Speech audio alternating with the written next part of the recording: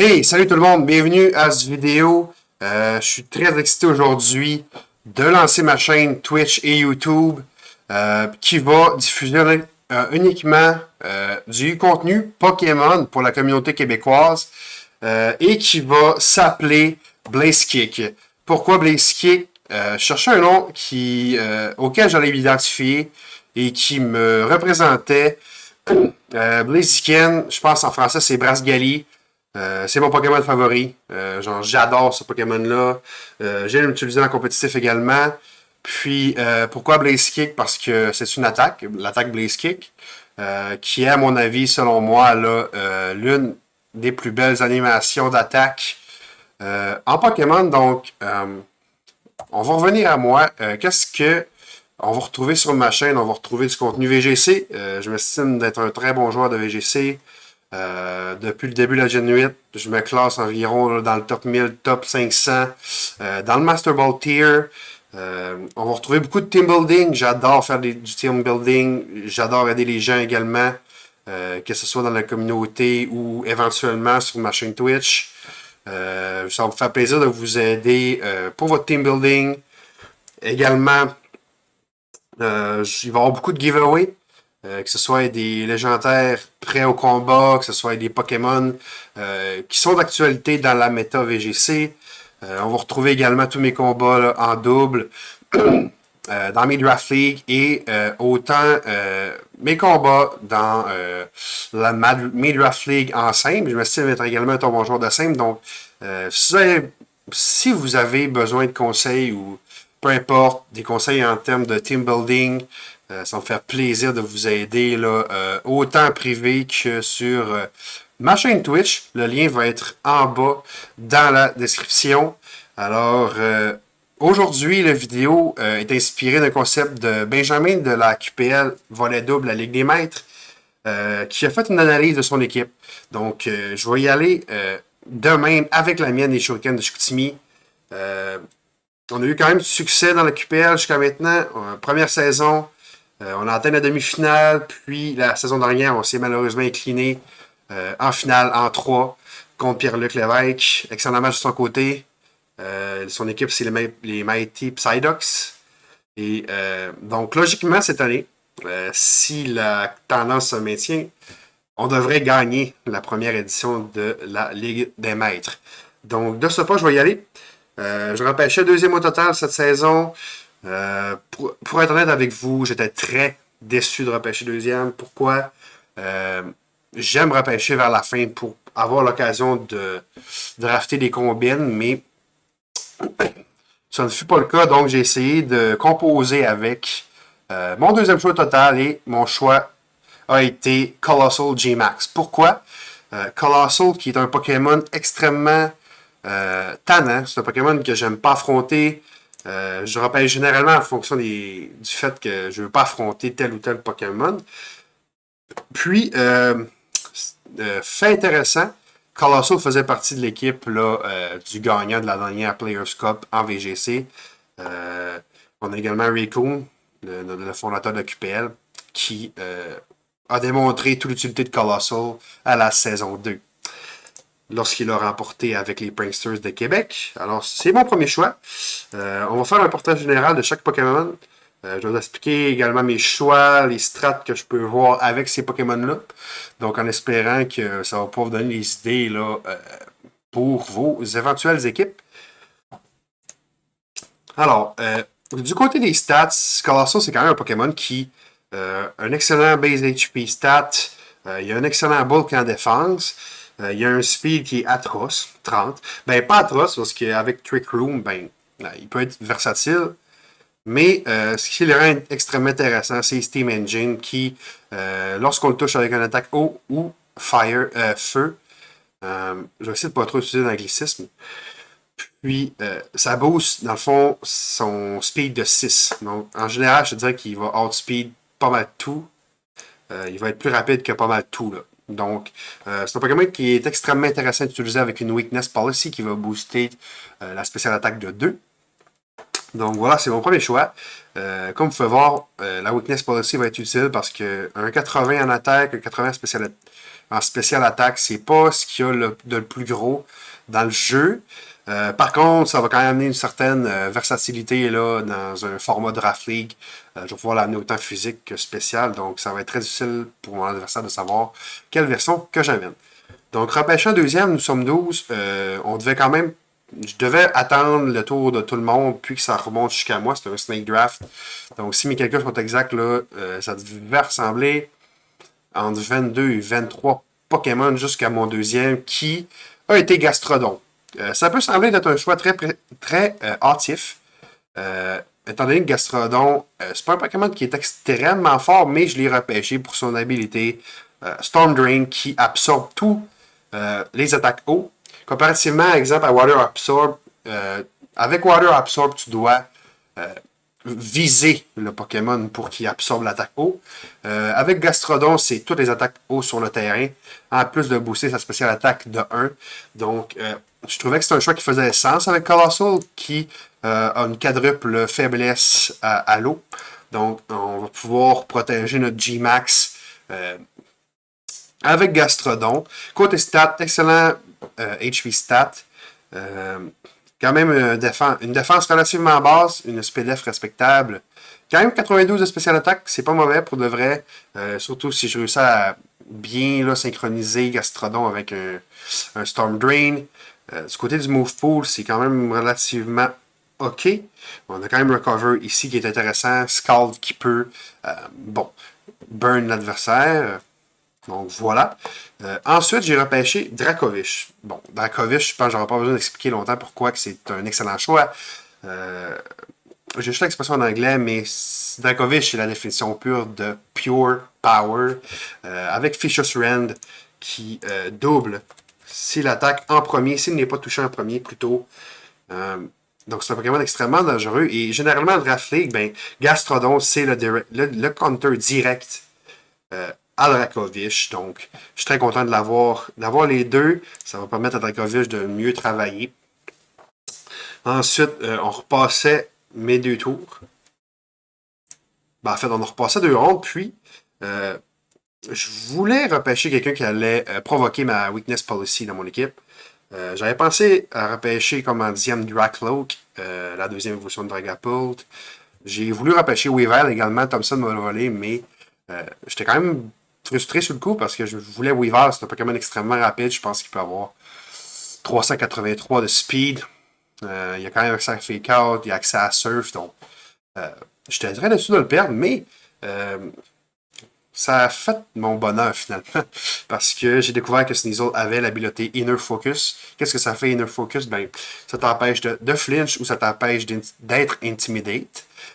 Donc, en empêchant d'être flinch, je suis presque sûr à 100% de déclencher la Weakness Policy de Colossal, ce qui rend la combine extrêmement épurante avec Surf. Donc, ça touche tout le monde. C'est ça qui est intéressant.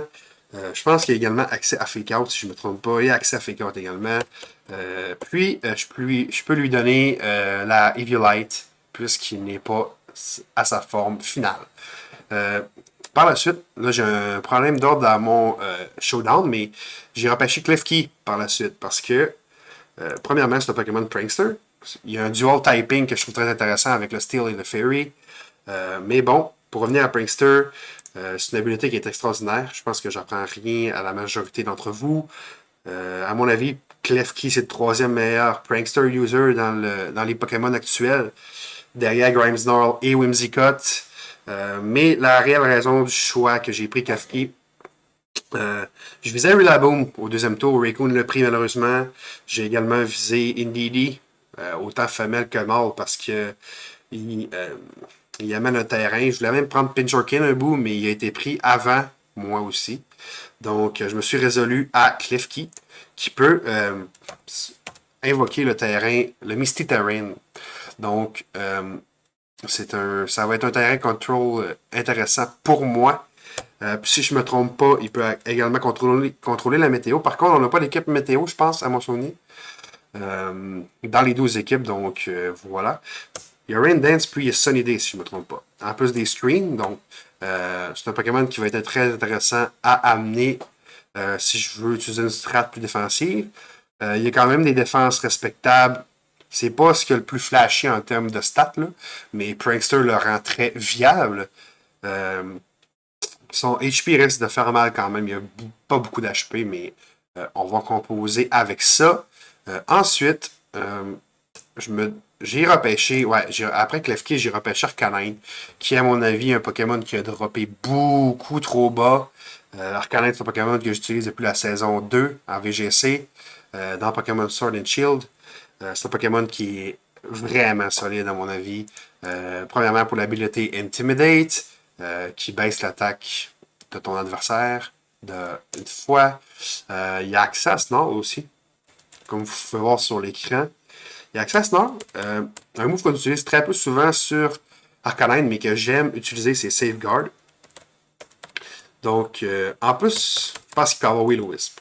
Ouais, il y a Will-O-Wisp qui, quand tu brûles un Pokémon qui a des stats physiques, généralement, ben, ça diminue son attaque de 50%, ce qui est énorme. Ça peut être un grand game changer. Maintenant, du côté des stats, il y a quand même deux base stats intéressantes, là, 110 en attaque, 100 en spécial attaque. Donc, il est vraiment versatile, il est dur à préparer, il peut être offensif, il peut avoir un rôle plus de support. Mais en l'ayant en spécial attaque, tu peux avoir accès à son spread move Heatwave. Je pense que c'est les deux seuls spread moves qu'il peut avoir, c'est Snarl et Heatwave, qui sont les deux spéciales. Puis, son speed de 95 de base. Outspeed quand même beaucoup de choses, donc tu peux souvent connecter un Snarl en premier, baisser la spéciale attaque de ton adversaire, puis jouer le match à partir de ça. Donc c'est un Pokémon que j'apprécie beaucoup, je suis très content de l'avoir repêché. Ensuite, c'est une combine que je suis très excité d'avoir. Ça fait plusieurs repêchages que je me dis, je les prends-tu, je les prends-tu pas? Est-ce que c'est une mécanique du jeu qui va être bonne en double? Je pense que oui. C'est la mécanique plus et minus. C'est les deux seuls Pokémon dans Sword and Shield qui peuvent l'avoir. Qu'est-ce que ça fait à plus et minus? Ça booste la spéciale attaque de 1.5 fois, ça veut dire de 1 stage. Puis, ça rend Toxtricity très intéressant. Pourquoi? Toxtricity, qui n'a pas des stats reluisantes, mais il a 114 de base de spécial attaque. Dans sa meilleure nature, c'est 359, comme vous pouvez voir à l'écran. C'est énorme. Du côté du speed, c'est très moyen, mais peut-être que contre une équipe plus lente, avec un Choice Scarf, qui sait, si j'ai un typing intéressant face à mon adversaire, ben, Toxtricity va peut-être pouvoir trouver sa niche au fil de notre saison. Il y a quand même accès à plusieurs spread moves. Là, on parle à Boomburst. On pense à Boomburst, Sludge Wave, Overdrive. Donc, j'ai hâte de le voir. Et ce qui est intéressant avec Sludge Wave, c'est que normalement avec VGC, je dirais que c'est un mot qu'on utilise moins parce que ça touche ton ennemi, au même titre que Earthquake. Tu sais, ça nécessite un Protect ou d'avoir un Pokémon Flying dans le cas d'Earthquake. Là. Mais du côté Sludge Wave, tu as besoin de te protéger pour pas être touché. T'sais, en plus, il y a quand même un 10% de chance d'être empoisonné. C'est pas un risque qu'on veut courir inutilement. Mais ce qui est intéressant, c'est que Klinklang est un Steel type. Et qu'est-ce qui est immune au Steel type, au poison? Les Steel type. Maintenant, Klinklang, son analyse, c'est un Pokémon qui est très unique, très cool, je trouve, pour de vrai. C'est un Pokémon qui est vraiment sous-estimé. Je décide de le repêcher très tard parce qu'il n'a jamais été repêché dans le QPL en ce moment. Donc, j'espère lui donner un petit peu de temps de glace. Pas de temps de glace, mon Dieu. Je suis trop un joueur de hockey. Du temps de jeu. Donc, il y a quand même il y a des moves en plus qui sont uniques à lui. Gear Grind, Gear Up, Shift Gear. Gear Up qui, je pense, moins utilisé là, parce qu'il faut quand même vraiment que l'autre équipe soit lente. Là. Ça booste la spéciale attaque de ton allié qui a l'habileté plus ou minus. Shift Gear qui peut rendre quand même Klinklang très dangereux. Plus 2 de speed, plus 1 d'attaque. Pourquoi ça peut le rendre dangereux? à cause de son 100 de base stat en attaque. Ça peut quand même rendre le Pokémon très dangereux. Il y a un bon bulk en défense aussi. Et puis, étonnamment, pour un Pokémon qui est de Steel type, quand même relativement rapide, là, il peut atteindre 306 de speed. Donc, c'est ça. C'est un Pokémon très intéressant. Il y a quand même accès à Trick Room aussi, si je veux annuler un possible Trick Room. Donc voilà, j'ai très hâte de voir si je vais réussir à amener cette combinaison-là ou que je vais me rendre compte en cours de saison que c'était un total flop et que c'était une erreur. J'ai hâte de voir. J'espère que je vais avoir la chance de vous les montrer cette saison. Je suis très excité face à ce duo-là. Puis j'ai terminé mon repêchage avec un Pokémon qui est à mon avis très sous-estimé aussi. Je pense pas l'utiliser souvent parce que mon noyau est quand même assez solide là avec les Pokémon que je vous ai présentés avant. Mais Persienne d'Alola, qui a, à mon avis, le Dark Type, qui est un solide type en double. Il y a un move pool qui est vraiment insane, Persienne. Malheureusement, ses stats lui rendent pas justice. Extrêmement rapide, il peut atteindre 361, comme je vais vous montrer à l'écran, si la nature optimale. 361 de speed, c'est énorme. Tu vas généralement outspeed tous les Pokémon adverses. Je faisais beaucoup de Never Use d'avant sur Showdown, c'est un Pokémon, c'est le Pokémon le plus rapide. Sinon, pour de ça, il y a vraiment des stats. Je vais essayer de dire ça poliment. À chier. Par contre, son move pool lui rend justice. On parle des attaques Parting Shot, qui, je pense qu'il y a juste Incineroar et Morpeko qui peuvent la prendre. Ça baisse les deux attaques de un stage. Après ça, t'as quand même Snarl. T'as accès à Fake Out aussi, je pense, avec Persian. On a accès aussi à Foul Play. On a quand même accès à Taunt, Switcheroo. Donc, je pense que j'ai oublié d'autres choses. Je vais checker, moi. Quand même la shout, avec les Dynamax, les Dynamax et les Gigantamax, il y a quand même beaucoup d'attaques qui baissent les stats, donc la shout qui peut être intéressante. Knockoff aussi, qui quand même, quand tu affrontes un adversaire qui a une Violette, Knockoff vient vraiment donner un solide coup de main. U-turn, bon, on a Parting Shot, ça ne sert pas grand-chose. Sinon, du côté des habiletés, son habileté cachée, ça ne sert pas grand-chose, honnêtement. Rattle, ça booste ton speed, mais Persian est déjà assez rapide. Fur Coat qui vient quand même booster sa défense, doubler sa défense même. Et Technician qui peut, si tu veux l'utiliser dans un rôle offensif, augmente les attaques qui sont en bas de 60 en base power. Et pour conclure mon repêchage, j'ai repêché Weezing. Je ne passerai pas l'utiliser. Je voulais juste pas l'avoir dans les jambes à cause de l'habileté Neutralizing Gas. Mon Dieu, ça n'a pas été facile.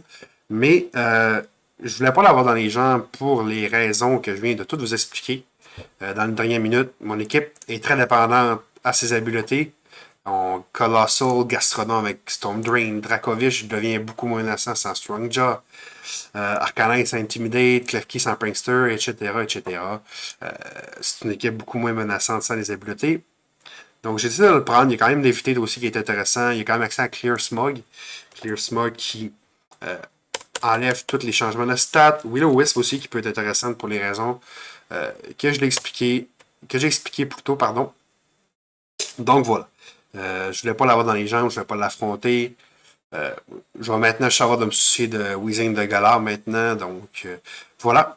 Je pense que j'ai vraiment une bonne équipe en général. Je pense que c'est une équipe qui pourrait me faire gagner notre premier championnat cette année. Évidemment, dans la Ligue des Maîtres, les 12 équipes sont très fortes. 12 excellents coachs, donc j'ai très hâte de les affronter. J'ai hâte de voir qu'est-ce que notre équipe va réussir à faire contre eux. Voilà, je pense qu'on a vraiment réponse à tout. On a vraiment pas mal tous les types. Je pense que le seul type que j'ai pas, c'est Grass. J'ai peut-être pas de coverage Grass, mais je vais trouver un moyen de contourner ça. Je pense qu'il y a une seule faiblesse pour de vrai, c'est Trick Room. Je pense qu'on a une équipe extrêmement rapide. J'ai hâte de voir. Je pense par contre que je vais être capable de jouer à l'entour d'un Trick Room avec là peut-être Cling Clank qui peut enlever le Trick Room. Bref, je ne donnerai pas trop de mes stratégies. Alors voilà. Tout va être en bas. C'est-à-dire, dans mon vidéo YouTube, vous allez avoir ma chaîne Twitch, ma chaîne YouTube.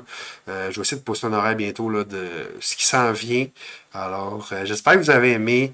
Prenez le temps 2 secondes de juste cliquez sur subscribe. Je vais vraiment être content. Vous allez me faire plaisir. Et puis, à la gang de QPL, ben, en espérant qu'on va s'affronter bientôt. Alors, merci beaucoup à tout le monde et bonne soirée.